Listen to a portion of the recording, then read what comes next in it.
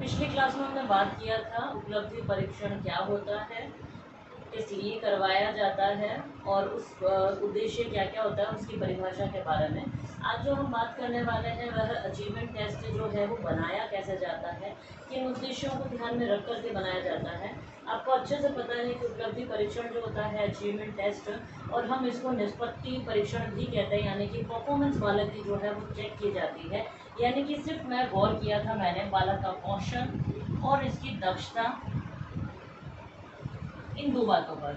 यानी कि उपलब्धि परीक्षण जो है वो ये चेक करने के लिए किया जाता है कि बालक कितना जानता है, और निदानात्मक जो है वो थोड़ा सा इनसे अलग है, हम उनके बारे में अगली क्लास में बात करेंगे। तो कौशल और दक्षता के बारे में जानना बेहद ज़रूरी होता है, ताकि अगर बालक में कोई भी चीज़ की थोड़ा बहुत भी अगर वो वहाँ तक नहीं पहुँच पा रहा है, लेकिन उसके अंदर वो स्किल है, वो एबिलिटी है, तो उसको बहुत अच्छी तरीके से कैसे हम बना सकते हैं या इम्प्रूव किया जा सकता है। लेकिन उससे भी पहले है कि वो क्या जानता है। ये जानने के लिए हम दो तरह की परीक्षाएं करवाते हैं। दो तरह की परीक्षाएं कैसी होती है, एक तो हम इंडिविजुअल करवाते हैं, एक तो जो परीक्षा होती है वो होती है इंडिविजुअल, और एक होती है ग्रुप में। सिंपल सी बात है, इंडिविजुअल मतलब कि मुझे इतने सारे बच्चों के अंदर कुछ बच्चे जो हैं इफेक्टिव है, वो बहुत ज़्यादा अच्छी तरीके से परफॉर्मेंस करना जानते हैं, तो इंडिविजुअल करूँगी मैं, सब पर ना कर करके सिर्फ इंडिविजुअल। तो इंडिविजुअल जो होता है वो दो तरह का होता है, मतलब व्यक्तिगत जो उपलब्धि परीक्षण होता है वो दो प्रकार के हम कर सकते हैं। कैसे? तो पहला होता है मौखिक, यानी कि ओरल। ओरल के अंदर आपको पता है कि वाइवा करवाया जाता है छोटे बच्चों का, जो होता है मोरल, जो ओरल टेस्ट होता है मौखिक, छोटे बच्चों का होता है प्राथमिक कक्षाओं में, फिर धीरे धीरे खत्म हो जाता है। लेकिन जब वापस हम सीनियर सेकेंडरी में आते हैं तो वापस से हमारा वाइवा शुरू हो जाता है। तो ये होता है ओरल, जो प्राइमरी और सेकेंडरी और सीनियर सेकेंडरी तीनों में हम मान सकते हैं। इन दोनों में तो हम वाइवा के रूप में लेते हैं, लेकिन सेकेंडरी में भी ये चीज़ खत्म है, सिर्फ सीनियर सेकेंडरी और प्राइमरी में ही होती है। तो ये ओरल मौखिक परीक्षाओं के द्वारा होता है इंडिविजुअल बच्चे के बारे में कि वो कितना जानता है, और हमने जो पढ़ाया है वो उसके बारे में कितना जानकारी रखता है। फिर देखिए, जो दूसरी तरह की परीक्षाएं होती हैं वो भी हमें इंडिविजुअल के अंदर लेकर के चलनी है, लेकिन कैसे लेकर के चलती हैं, तो वो होता है परफॉर्मेंस। परफॉर्मेंस मतलब आप उसको ऑब्जर्व कीजिए। मैं अगर इसको अवलोकन परीक्षा कह दूँ तो भी गलत नहीं है, क्योंकि बालक जो परफॉर्मेंस कर रहा है, जो परफॉर्म कर रहा है, अगर मान लीजिए खेल कूद प्रतियोगिता में कर रहा है, या अगर हमने कोई पजल रख दिया, कोई क्विज कर दिया क्लास के अंदर ही, कुछ एक बच्चों के अंदर ही, तो हमें इंडिविजुअल की नॉलेज के बारे में पता चलता है। ग्रुप में इतने बालकों के बारे में हम जानकारी नहीं ले सकते, तो हम उसकी परफॉर्मेंस देख करके भी बिना उसको बताए हम उसको आंक सकते हैं या उसका मूल्यांकन कर सकते हैं। अब देखिए, वो तो अवलोकन आ गया, ऑब्जर्वेशन आ गया, ठीक है। अब मैं बात करती हूँ ग्रुप की। तो ग्रुप में क्या है, जब मैं करूँगी तो जाहिर सी बात है कि पूरे ग्रुप का मुझे एक साथ करना पड़ेगा। तो ग्रुप का करने के लिए भी दो तरीके हैं, और वो भी कौन से हैं, उपलब्धि परीक्षण के निर्माण से संबंधित ही है। जो उपलब्धि परीक्षण यानी कि जो मुझे बालक की परफॉर्मेंस देखनी है, जो निष्पत्ति देखनी है, वो ग्रुप में भी देख सकते हैं। ये भी बहुत ईजी तरीका है।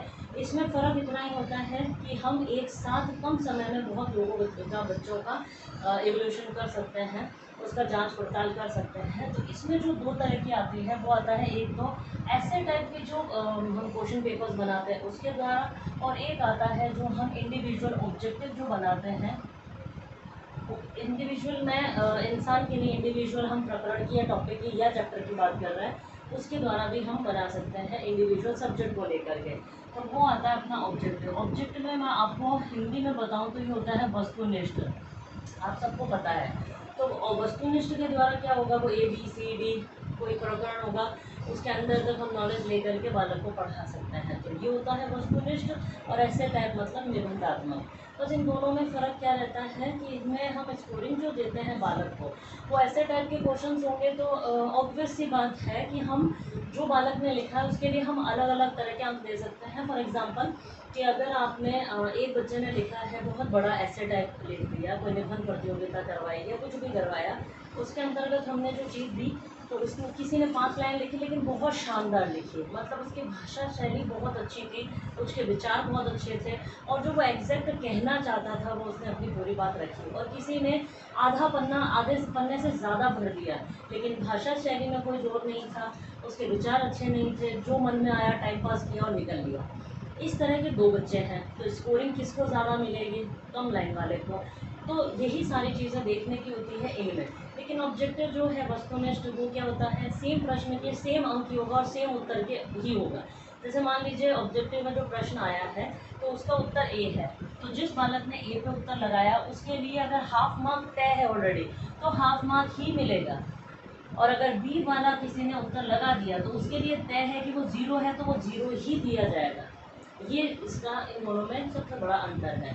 अच्छा, फिर हम बात करते हैं कि जो हम निर्माण कर रहे हैं अचीवमेंट टेस्ट के, उसके देखिए मुख्य 5 पद होते हैं, 5 स्टेप होते हैं। कौन कौन से हैं कि जब भी आप टेस्ट बनाएं तो उसकी प्लानिंग की करना बहुत ज़रूरी है। प्लानिंग करना क्यों ज़रूरी है? ताकि शिक्षक ये चीज़ टेस्ट लेने से पहले तय कर सके कि मुझे किन किन विषयों के अंदर किन किन प्रकरणों को डालना है और किन किन उद्देश्यों की पूर्ति के लिए मैं ऐसा कर रही हूँ। अब जो चीज़ मैंने पढ़ाई नहीं है उसका टेस्ट तो मैं ले ही नहीं सकती। तो सबसे पहले टेस्ट बनाने से पहले उसकी योजना बनाई जाती है ताकि उसके अंतर्गत उद्देश्यों का निर्धारण हो सके, प्रकरणों का निर्धारण हो सके।